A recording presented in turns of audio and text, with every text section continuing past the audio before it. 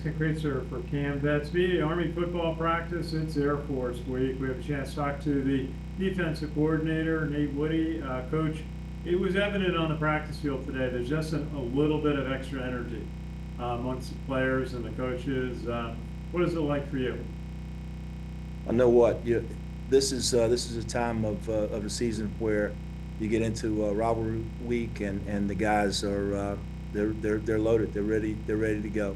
Um, you know, this is the week where I start getting texts, in the middle of the night from guys that are watching film and they want the answers and they can't wait till the meeting the next day. It's really a good it's a great experience to see the guys so into this ball game. So it's it's a team that you know is a team that hasn't had as much success this year, but they've had a lot in the previous years, and we look forward to this game again. Your defense is number 8 in the country in team defense, 282 yards. You're just ahead of teams Minnesota and Notre Dame. What's really developed this year for your team? You had some young secondary, but everybody's growing. Your linebackers are playing well, making a lot of tackles. Yeah, I think the team understands our strengths. They understand that they understand and work hard on our weaknesses, and they have grown fast. It's been a defense that we made some changes here or there that have benefited us from a position standpoint, and some guys have come along and early on you may read schemes and it may just take a little bit longer, a little bit longer for you to read it and to react, and that extra 6 inches, a foot, a yard is the difference in making a play or not. What the guys have done this year, they've gotten better and better and better at processing information and getting to the point of attack quicker, and it shows in some of our stats, but the effort to understand not only my assignment or my responsibility in the scheme of the defense, but everybody else around me has been tremendous, and yeah, hats off to those guys. They've worked hard to get to where they're at, and it's just going to be it's going to have to be one of those deals where we finish strong. I don't know if anybody really remembers how you start. Everybody remembers how you finish. Absolutely. It's just noticeable looking down at the linebackers. Anna Thomas, 44 tackles. Caleb Porter, 38. Brett Jorena's got 30. And Ilo Mendoza has 18. Chance Keith, 17.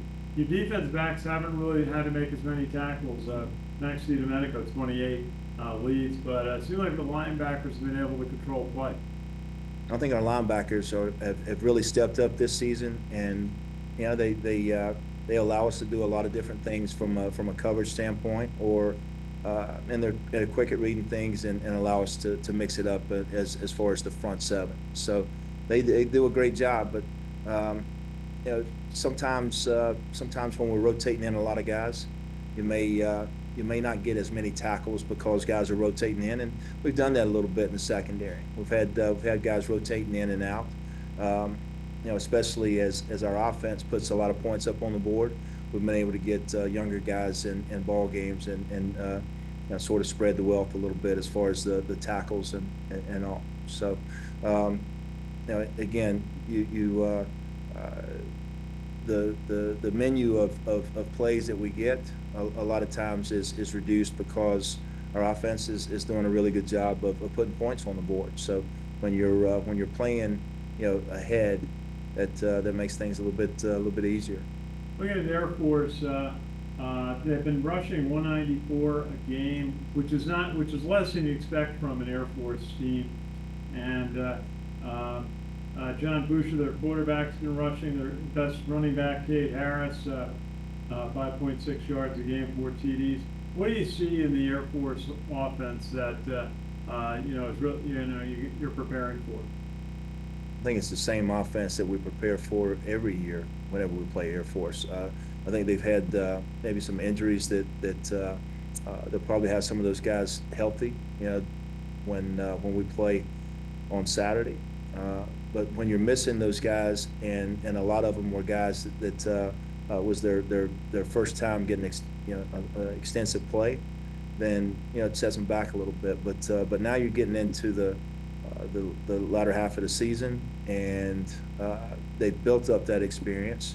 They're getting some of those injured guys back, and we expect it to be a heck of a ball game. And usually those games are coming down to the last drive, and we don't expect any different this game.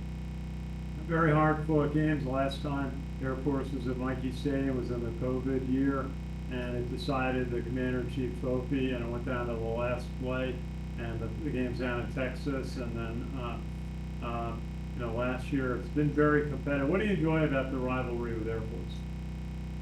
I just think our not only our players, but our coaches get excited, about the rivalry. Our fans love it.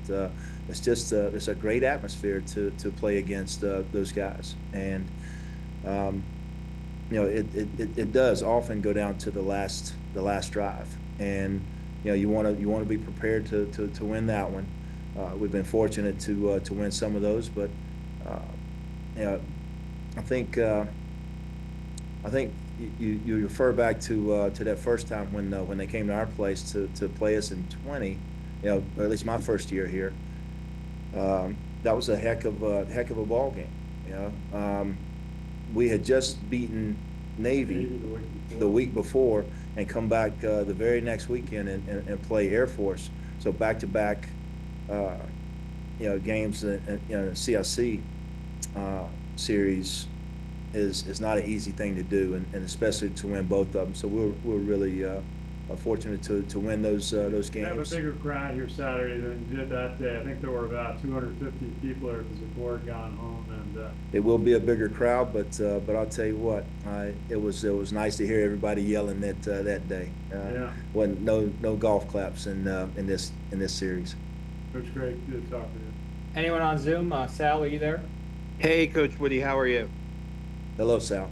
Hey, I was just wondering if you could talk about the battle in the trenches and how important that is for the defensive line to, hold its own so others can make plays in this game, especially with the offense they run. I think the kind of defense that we play is one that we want our defensive linemen to make plays. We want guys to be able to get off blocks and make tackles, because when the defensive line is getting off those blocks and they're making plays, it's generally a tackle for no gain or a tackle for a loss. So there are times where you got to get your hands on a blocker, and when you're getting a double team, you got to make sure that you don't get knocked back into the linebackers, and that's part of the territory for our defensive front. But generally, this is a defense where we want to penetrate, if at all possible, with our front, and if we don't penetrate, then hopefully that opens up a gap for the linebackers. Does the rivalry make this the toughest game of the season for you guys up to date, or is there schemes to how you guys are a lot similar? What makes this the toughest game for you guys on the schedule so far?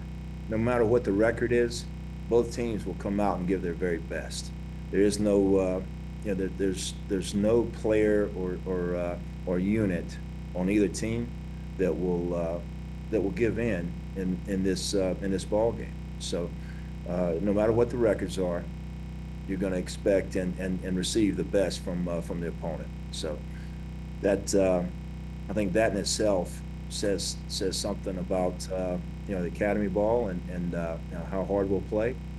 So if we've been fortunate over the last few years to get some wins in this series, and hopefully we come out on top again. One more, with Elo Mendoza and the edge guys in a game like this, what's important for them to focus on in this game? I think just like everybody else, there's responsibilities in the scheme of the defense change with each call, and then with each call, those responsibilities may change based off of formations. So whether it's an outside linebacker or an inside backer or safety corner, those guys have got to be in tune to making adjustments on motion and all sorts of different formations. And then it's got to be communicated well amongst one another. And when it's not, that's when things break down. So, playing in a very loud venue sometimes makes it a little bit tough with the communication. But so far our guys have done a nice job of getting those checks and getting in the right place and playing the certain leverage that you ask them to play on each of our defenses. So yeah, it'll be a little bit louder this ball game, but we'll work some hand signals and try to do the best we can. And we, like I said, it's an offense that we're somewhat familiar with. So I think it's one that hopefully we process quickly as far as reacting. What can you say about what Ello and Eric Ford have given you on the edge this year, that combination? Number one, I think you want to chase the ball harder than anybody else in the country. You want to get that label, and when you can give your all for 5-6 plays, you're gonna need somebody to be able to come in for you and give you a rest a little bit. So both of those guys being able to alternate allows you to go as hard as you can go, and then you come out, catch your breath, and then get back in there and go hard again. So coming off the edge, we have responsibilities. Sometimes it's to the quarterback, sometimes it's to the running back, sometimes it's in coverage. Sometimes you got to be able to be aware of reverses or throwbacks to the quarterback. All those things are practiced, but the tempo of what you give is it can't be negotiated. It's got to be something that you give your all every play at that position, and I feel like those guys do.